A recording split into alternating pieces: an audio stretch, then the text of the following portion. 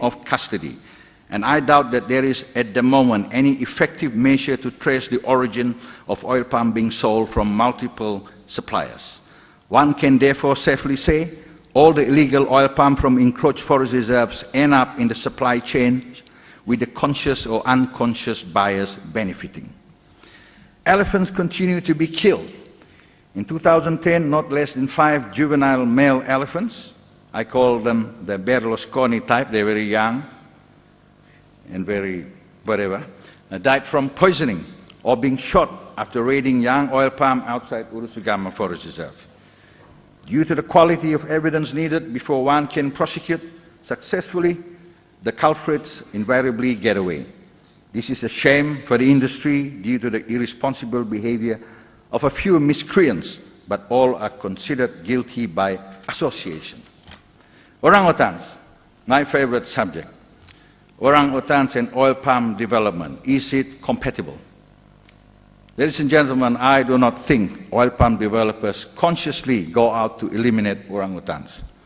However, during the process of land clearing in orangutan country, which is the east coast of Sabah, all those pink patches, habitat loss definitely results in the collapse and even local extinction of these species. This is particularly evident in the 1990s during the height of the oil palm cultivation boom. You want the statistics on it?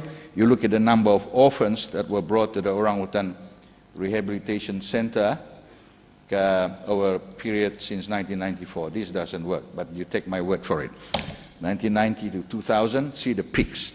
That coincides with massive oil palm development here in Sabah. There is a direct correlation, therefore, between the scale of development and the number of orphans brought in. But yet, we argue that deforestation, the east coast of Sabah in particular, does not affect orangutans.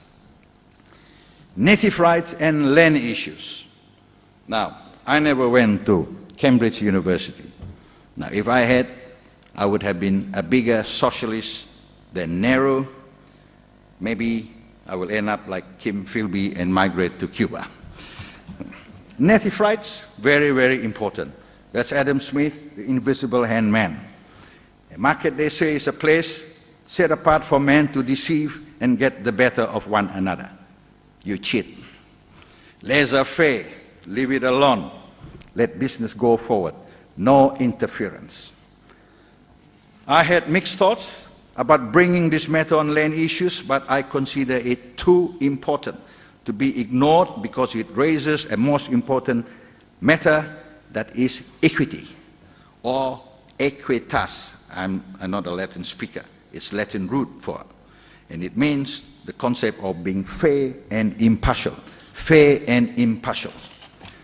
At our Heart of Borneo Green Economy Conference last week, a UNDP expert quoted a figure of 70 to 80% of the oil palm production in Sabah being derived from large corporation holdings and the rest being smallholders. In acreage terms, there may be 1 million to 1.2 million hectares of prime agricultural land here in Sabah that are being managed by a few highly efficient companies. On the grounds of efficiency and best practices, this is probably the best option.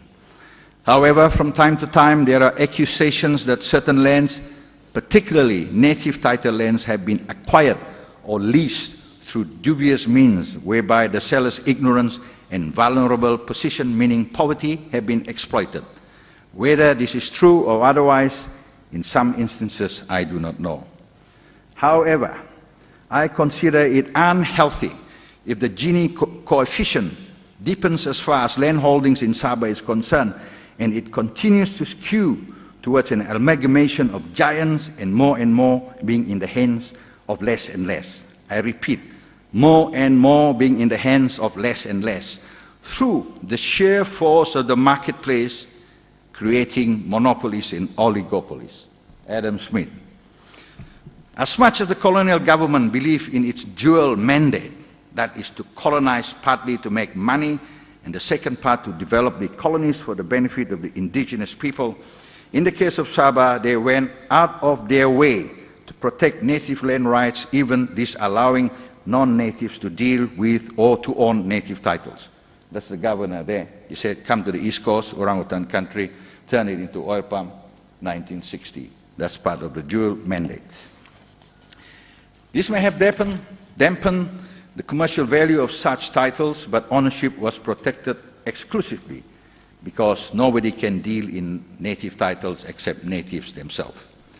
And I believe the advent of the sublease arrangement of previous governments, even up to 99 years until recently reduced to 30 years or so, is a major cause and has indirectly led to the loss of control of native title lands and ownership reduced to a nominal status of the original native owners. Hundreds of thousands of acres of native lands are now being developed on sublease basis by big corporations. In practical terms, ownership has changed hands, in essence, although this is not in substance.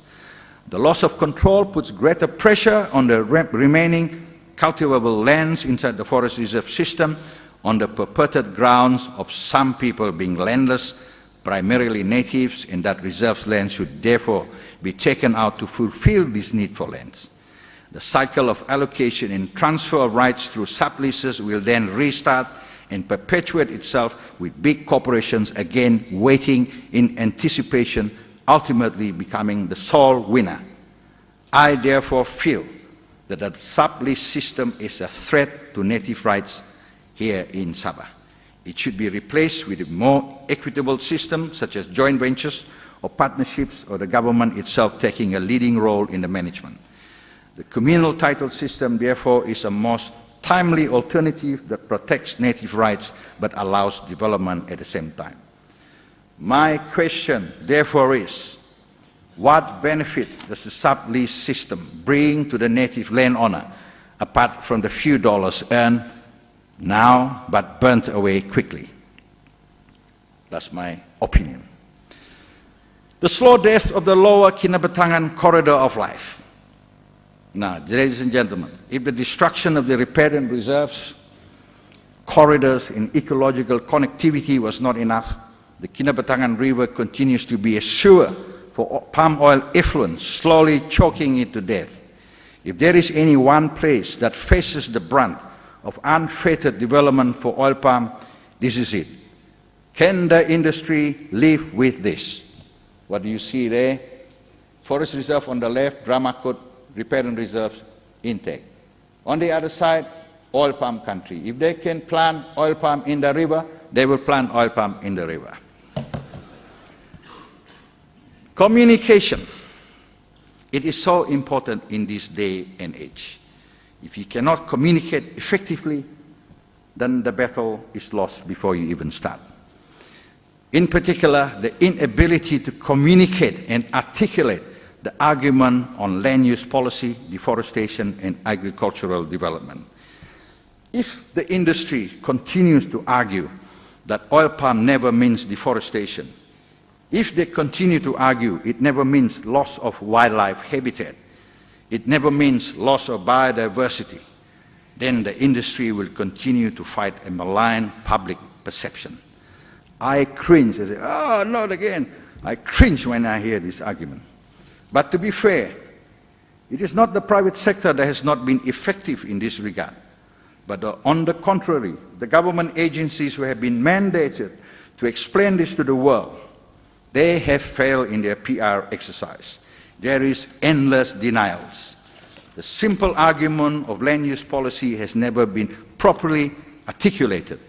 Arguments that are defensive and not progressive will, in the end, harm us all. Basically, tell the truth, tell the facts, and get help. My concluding remarks. Ladies and gentlemen, I do not want to forget to record that the plantation industry in this country started with a respectable group of people who have served this country well for at least 150 years. It continues to be served by people of high competence and professionalism.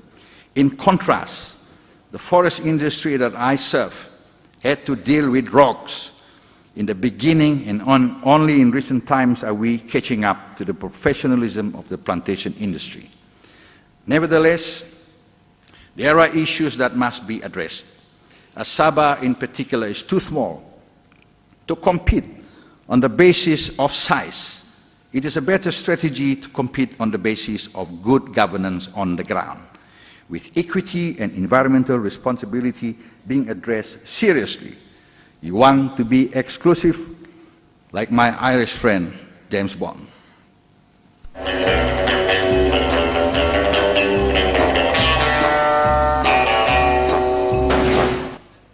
You want to be licensed to kill, the only way is to get certified.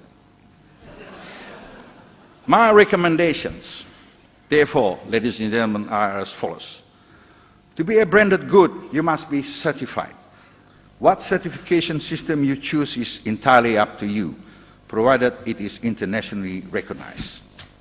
Second point, certification schemes must be fair, in that standards are not suddenly changed. In the end, good ideas are of no use if nobody makes money. And there must be some premium, and most importantly, there must be a conscious effort to take up whatever certified CPO there is available.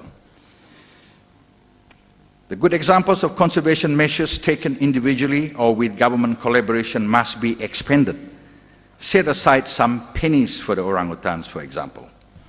And the industry itself must self-regulate and find means to reward good behavior and punish errant colleagues.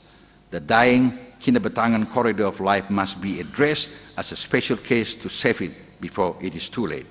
And the industry must lead in this. You may or may not want to look at a self-regulating chain of custody and control system to avoid palm oil being tainted with illegally obtained oil palm. On green dividends, you expect this, but unfortunately, life is never meant to be fair, and you think it is fair, you are seriously misinformed, and that's from John Kennedy. In our case in Ramakot, it took us a good 10 years before we were able to derive some benefits in terms of the green premium.